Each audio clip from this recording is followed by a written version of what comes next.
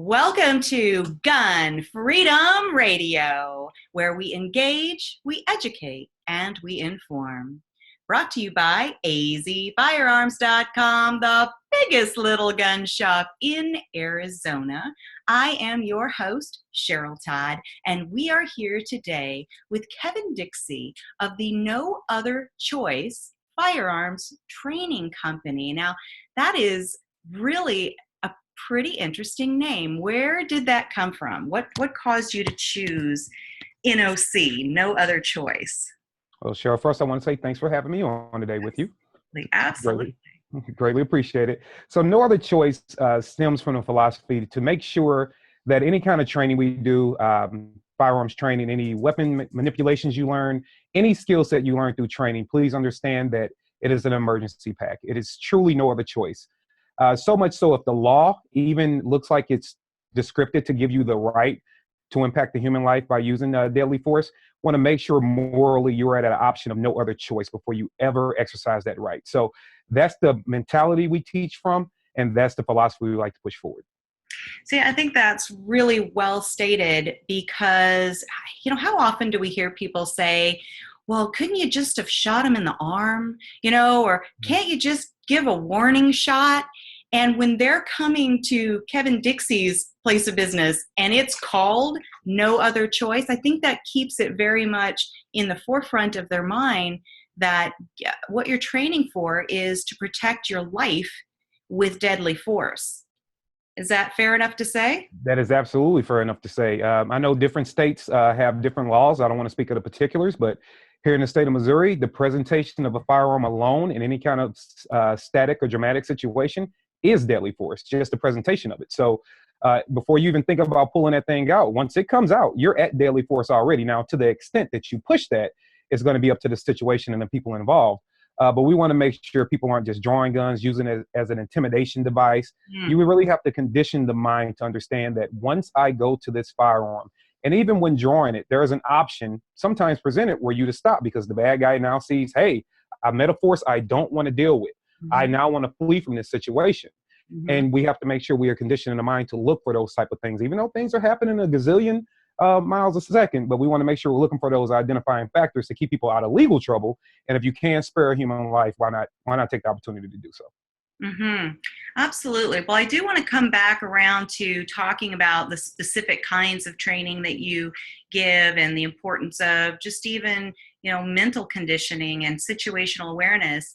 But when I first became aware of you were doing, it was some holiday weekend recently, and you were sitting on your front porch, it kind of looked like, doing a live video. Yep. And I just had such an appreciation for the areas that you were delving into, because you seem to me to be a passionate constitutionalist. You love our freedoms and you love being able to help people protect our freedoms by doing things safely and correctly. You have come from not the easiest background in the world, and yet you haven't attached a bunch of labels to yourself to say, well, I can only grow so far because pick something, right? Pick a label that I've slapped on myself.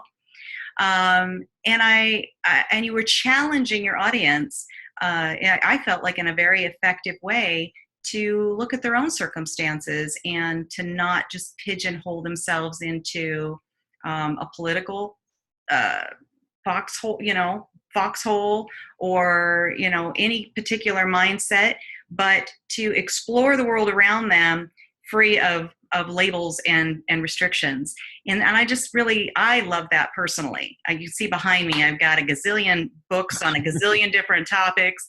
And I try to pick books that I think maybe I'm going to disagree with sometimes to challenge myself to think, well, why do I disagree with this? So talk about that a little bit, what your platform is on that kind of thing.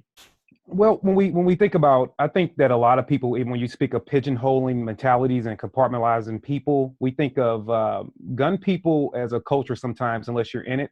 We think of gun people as just crazy, bang bang nuts, right? And sometimes we don't respect the fact that people that like firearms and outdoor sports are thinkers and things of that nature. So I like to kind of go against the grain with that, and I like people to understand that um, sometimes you can be born or just naturally put into a situation, and you never explore outside of those boundaries. So I like to say that if you are born in an urban environment, especially where poverty is relevant, then you're normally born democratic. That's pretty much the way it works. And it's not saying that if you're a Democrat, that's fine. There's nothing wrong with. I'm not saying that, hey, you're a Democrat, you're a bad person. Sure. What I'm saying is you're born. It's be no different than someone who was born a Republican. If you never look outside of your own natural boundaries, it's in your neighborhood, talking to the same people over and over again, you don't get a chance to really enrich yourself.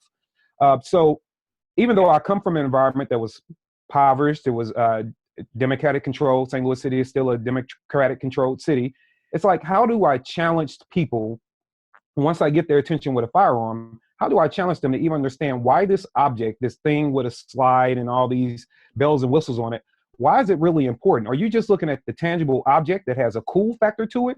Or are you really looking at it in the freedom it represents? What's standing behind it? Why is this thing so important? Why is it more important than a car? Why is it more important than your favorite bottle of wine? Why is it more important? And then we push the mindset into understanding that it's important because it actually represents written and God-given freedoms.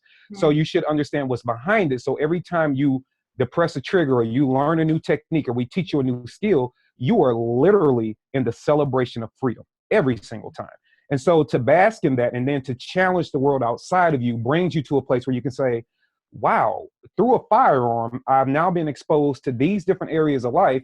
And now that I got the mind wandering off the Second Amendment, I can get you to read the First and on down the line. So my thing is not to help create people that think like me.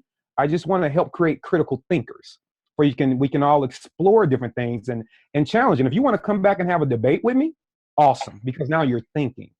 So that's what I like to do. And I think that video I had told people, and nothing, once again, I'm not trying to be like anti-Democrat here or anything, but it's a known fact that there is a great chance if you're in an area controlled by the Democratic Party, then it's probably going to be a lot of anti-gun politicians. So thus all the community efforts and all the people in the community are normally going to speak anti-gun. Guns are bad. And where I come from, there is literally two types of people that have firearms. That's what you were told: cops and criminals. So anybody in between had no business having a firearm. And now if you look at how people feel about police and you fast forward that, well, it's like, well, guess what? Now, if you have a gun, because we think now the community is being told cops are bad, and you are knowing that criminals have guns and they're bad. So now everybody with a firearm is bad. So how can we change that? So the way I challenged the mindset that day when you encountered me was, would you let a vegan teach you how to hunt?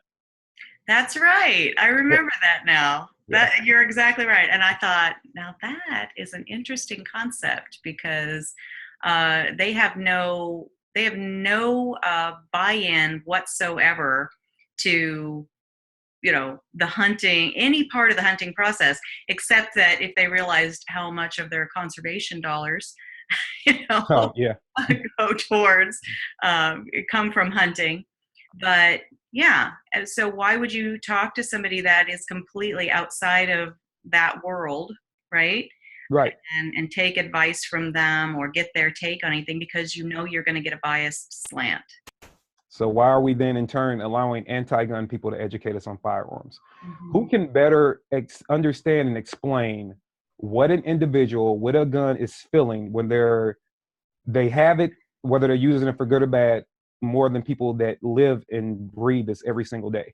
Mm-hmm. So I just think that pro-gun people have a place in the urban settings. It can do a lot to reduce violence because we have a unique skill set and a unique way of approaching things.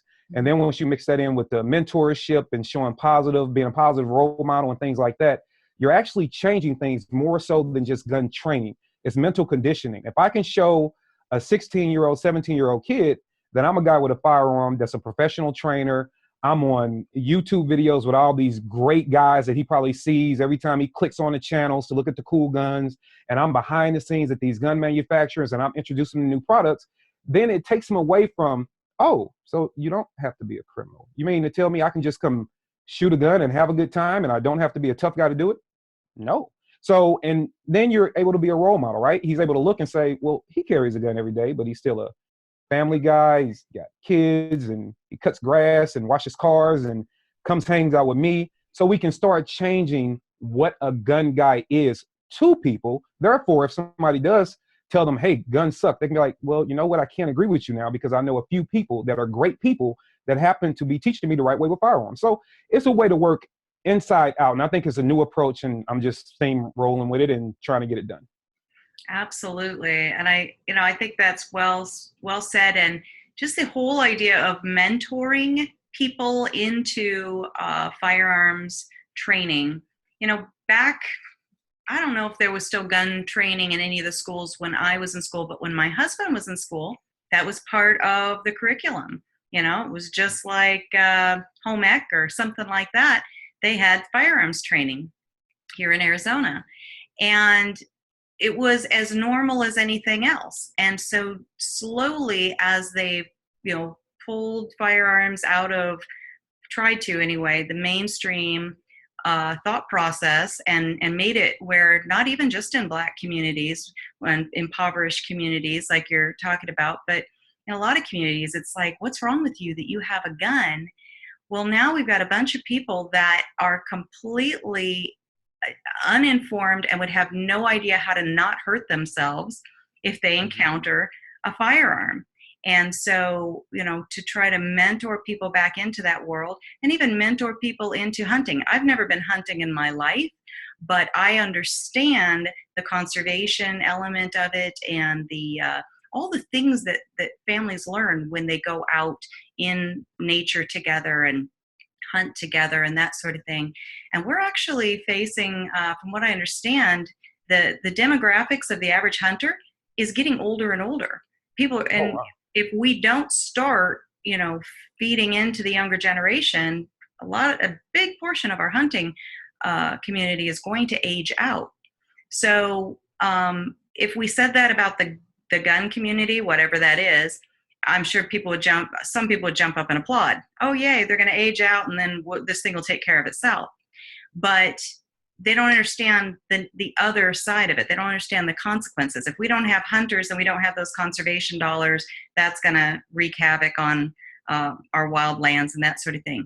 If we don't have people that understand their freedoms, if we don't have people that understand how to keep those freedoms and how to be safe and responsible while they're keeping those freedoms, using firearms, what do we have?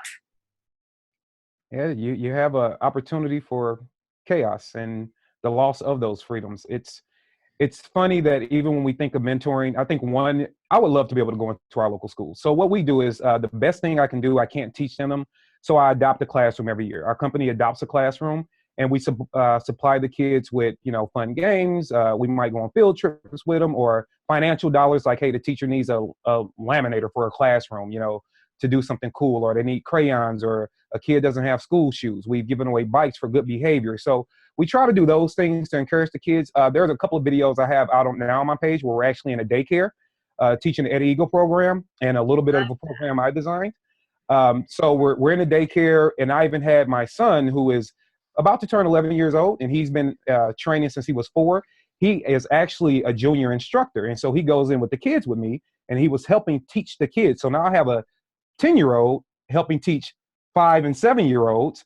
That's amazing. Yeah, so it's like we're trying to get them and grow them. And so that's why I say, you know what? I don't want to just go grab adults and train them. To your point of making sure everyone's exercising their freedom, well, let me get them here. Let's educate them, give them positive role models to look up to that happen to be in firearms and other areas of life that are good-natured. And let's show these kids not only safety. There are good guys with guns that might not have on a uniform, but guys that wear uniforms aren't all bad either.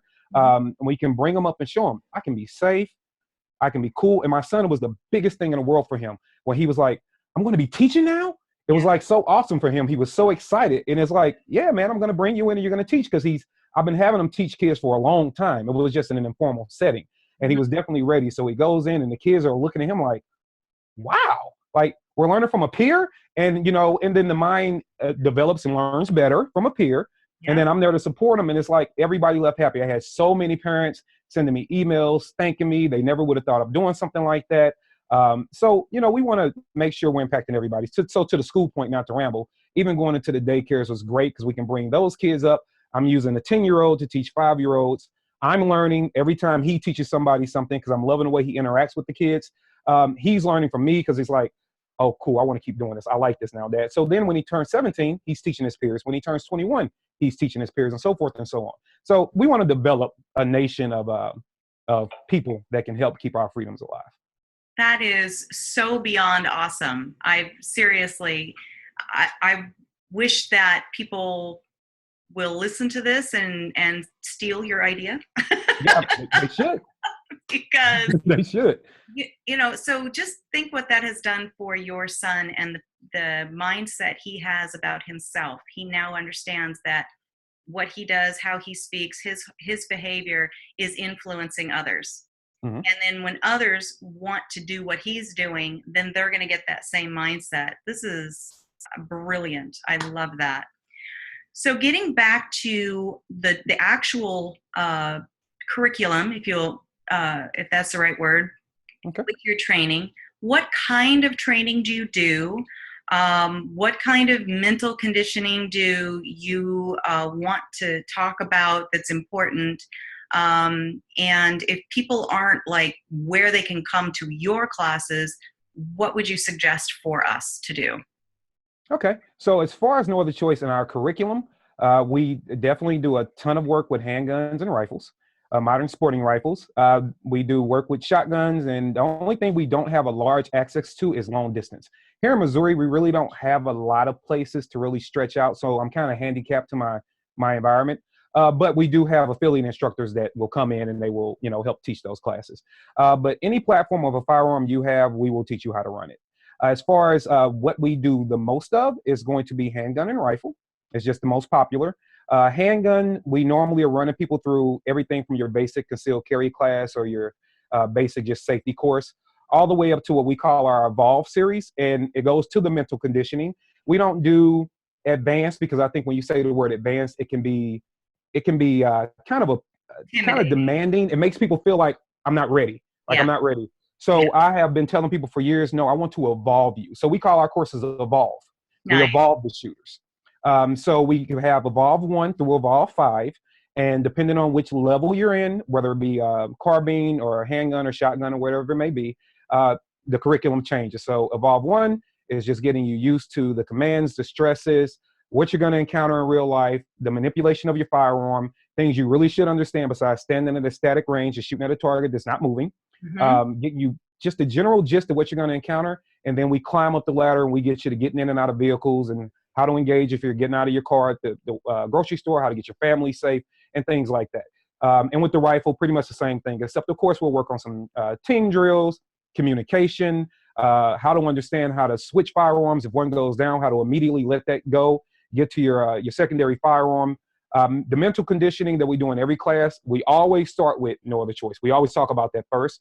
Hey guys, please remember, all this cool stuff we're going to go over is an emergency pack. Now let's get to it. And we try to always tell people, depending on who we have in the class, please understand how this is going to apply to you. So if you're a dad that's a pastor at the local church or you work at the local hardware store, those are great professions.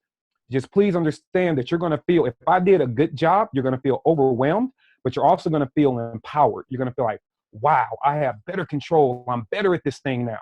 Well, remember, we want to calm down. Like, you ever went to a movie and got so immersed in a movie, like when you walk out, like you go see Fast and Furious, you get in your car and you want to drive it real fast. It's kind of like that same impulse. And we want to just watch John Wick and then leave the house. Just stay home. Yeah, you need to calm down. You might go outside and do something. And we try to employ them in every training class we're doing. Like, hey guys, please remember that you can be awesome at this skill set, and we're going to test you. I feel I'm a great instructor because I'm a better student. I love learning from guys, and I've learned from some really, really good instructors. And so when I'm giving people information, I'm like, hey, please remember that although if I did a good job, you're going to leave here, you're going to be like, this company is the best company in the world. This guy is awesome. I love every approach. That's good. That's great. However, please remember that this is an emergency pack, guys. You You cannot just go out and decide you're going to be intimidating or a bully. Now all of a sudden you're the bully and you're making everybody look bad. But we have a good time. We will push our students. Mental conditioning in our class is a biggie because I will try to mentally break you. And not break you in the sense of you're going to leave and you need to start taking some kind of prescription medication, but break you in the sense where it's not as easy as it seems. It's not, when you get into these situations where firearms are being deployed and being pulled, there's a lot to consider in a little bit of time. And I even put out a recent snippet from a training class I did a couple of weeks ago, and it was a level 1 class.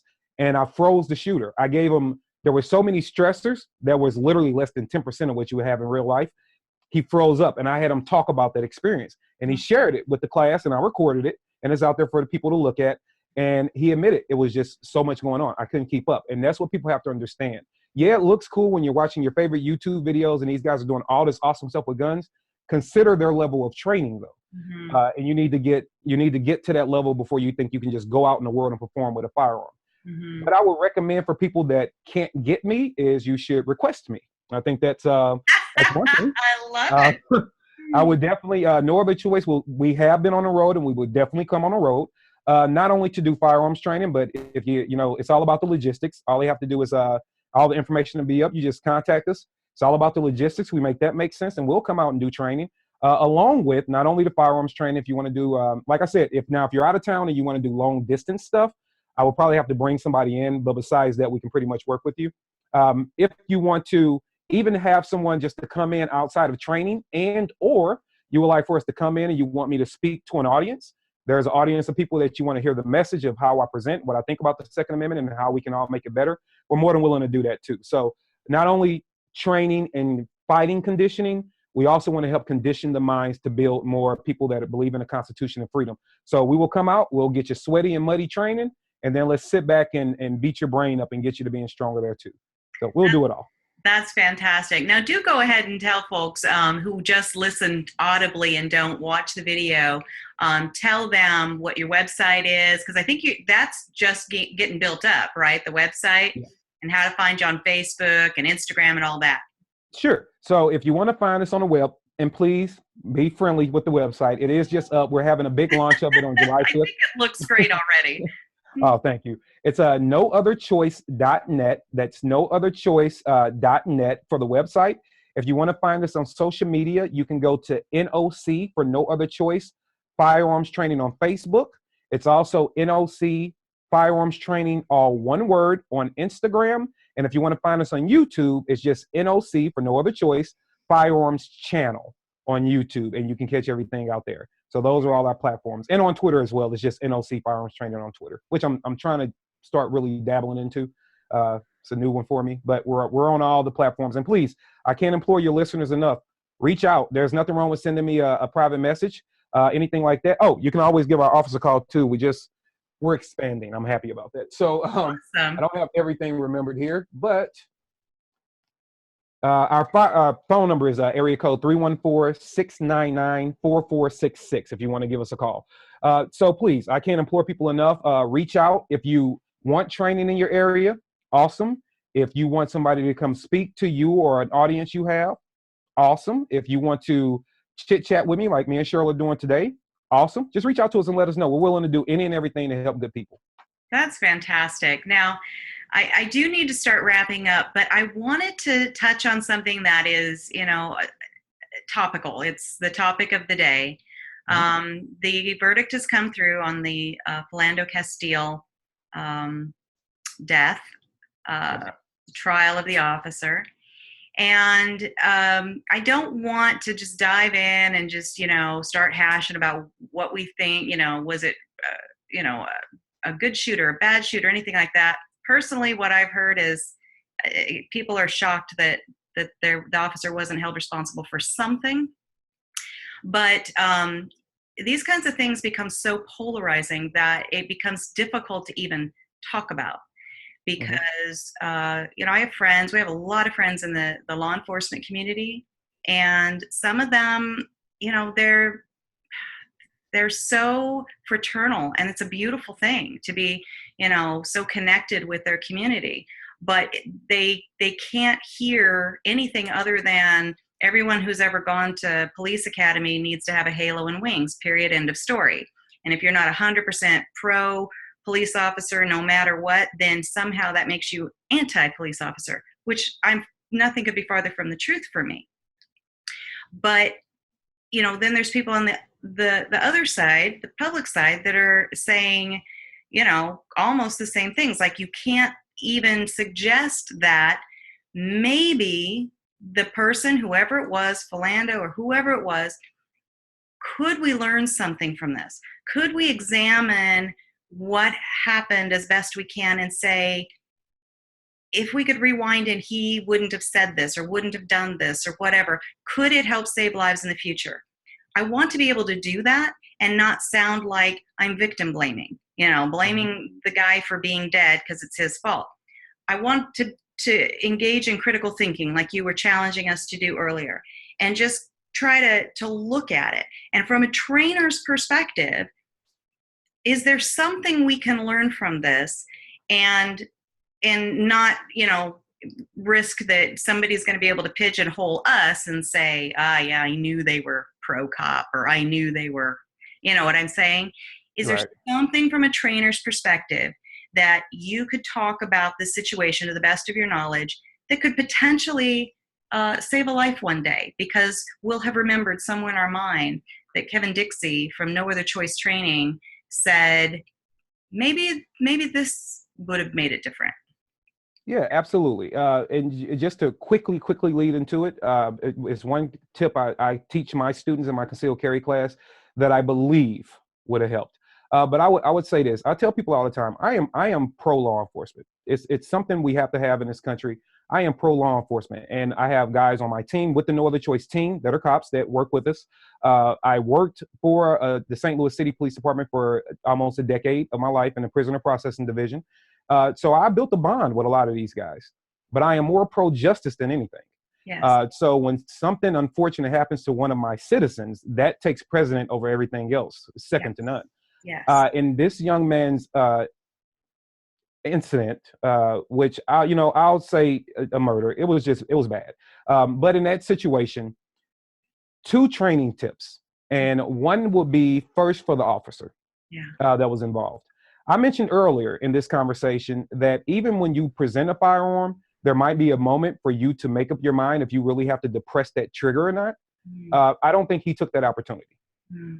I believe he reacted. The gun was being drawn in increments out of his holster.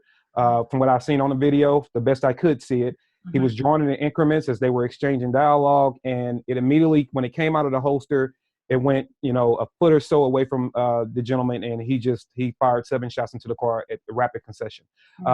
There never was a way to institutionalize what we call pistol paralyzation. So when a firearm is pointed at an individual, that's why, you go back to the 80s and even now, freeze, because the mind wants to survive. The human being at the other end of that barrel wants to survive. So even if Mr. Castile was making a move that wasn't suggested, let's say he was fidgeting, trying to get his wallet out, he wasn't even going for the gun, but the cop was definitely being nervous about that. That was an opportunity for him to step back, because you have to remember, people are going to be nervous a lot of times when they're pulled over. Just if you're not doing anything wrong, just the fact you're interacting, you might get a ticket, makes you nervous. Sure. So he's going to be a little nervous. He might not hear your commands clearly. So when you presented that gun in increments, there was an opportunity for you to use pistol paralyzation, create a little distance from him at gunpoint where you can move to safety. You have a partner supporting you, and you can give those commands. And that, if nothing else, would have been a huge reminder to him. Okay, I'm sorry. It was just my wallet. I apologize. No, that would have been a reminder. So that's an opportunity he didn't take advantage of. So I think he had another option, and he didn't exercise it.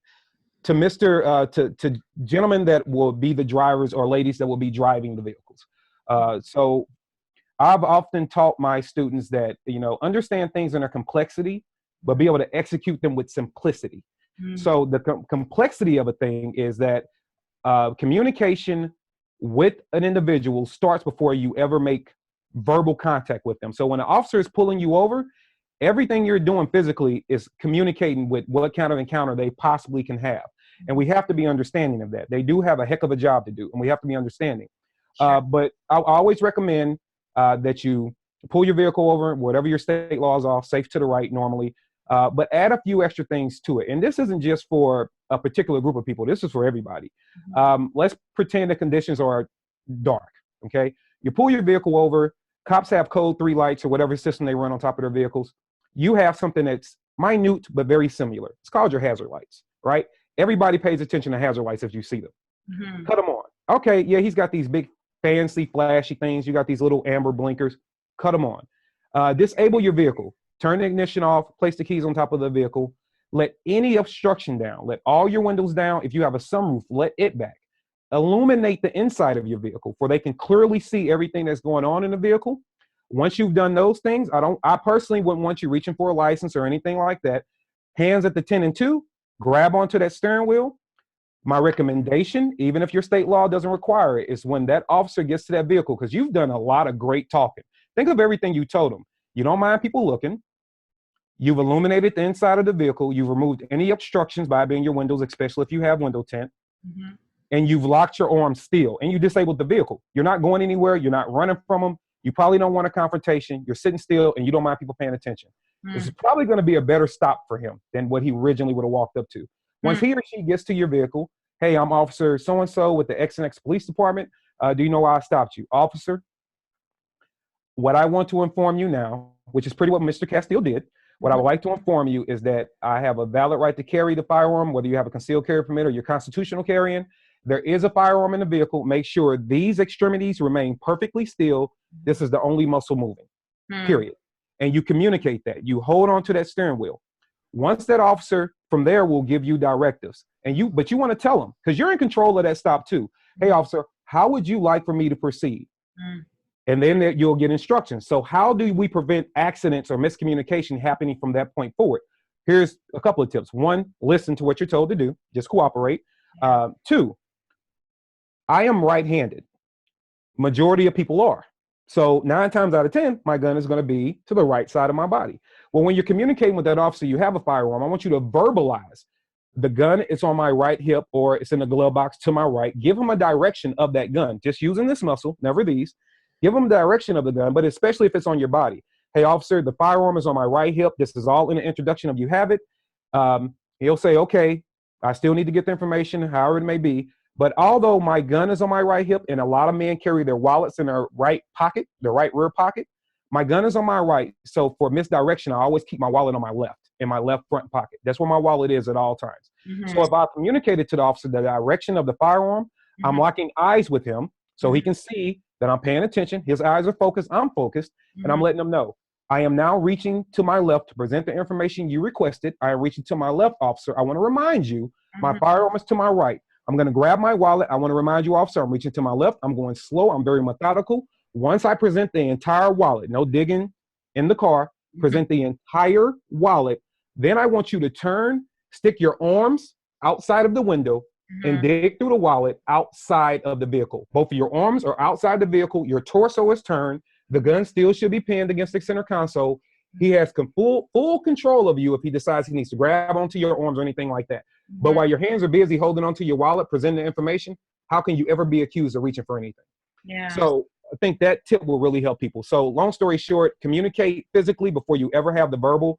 I would highly advise informing them. And I feel like a hypocrite even saying that after what happened, but I still would recommend doing it. Your gun's on your right, keep your wallet in your left front. So if your gun's on your right side at 3 o'clock or 4:30, keep your wallet, front left pocket, not even in the rear, because all the human's going to see is your body moving forward like you're trying to gain access. And that's the best thing for that situation I can say do. And after that, be patient, listen to whatever you're told to do. And I always tell people, I want you to make it away from the traffic stop. I want you and that officer to make it away from the traffic stop. And if you feel that anything that happened during that traffic stop was an injustice to you, then let's all fight it and make sure it's fixed. But we can't do that if you're not allowed to talk about it. And unfortunately, this gentleman is not. Well, I really appreciate you kind of breaking that down for us. And, you've helped us just visualize how it would go. So I think that's really going to, help even me the next time I get pulled over. Hopefully I won't. I'm a little bit of a speed demon once in a while. But, when I think about if Orlando had not announced that he had a gun in the car. I don't know what the laws are of that state, so I don't know if that would have been, I don't know if he had to announce or not. But that announcing is what made the officer, I think, afraid. Mm-hmm. And so, you know, what do we do? Do we still go ahead and announce, but then operate the way that you're saying, where our hands are visible, our arms are rigid, the only muscle moving is our mouth? I mean, I guess that would really take care of a lot of the other possible miscommunications that could have come into play. Yeah, I believe even though this incident didn't work out well, because I believe Mr. Castile was 99.9% on target with what he did. I think he did everything pretty much right. And you can nitpick at him, but overall he did everything right. I do believe that if we allow this unfortunate, traumatic incident to deter us from carrying, for one, I don't want anybody not to legally carry their firearm after it. I still want you armed. I still want you going to get your training. And if you use the technique that I just gave, or maybe somebody has a better one, put it out there. Do a YouTube video on it. Put that information out there so we can all learn. But I want people to understand that this wasn't an issue of just a man being gunned down on the side of the road that was tragic.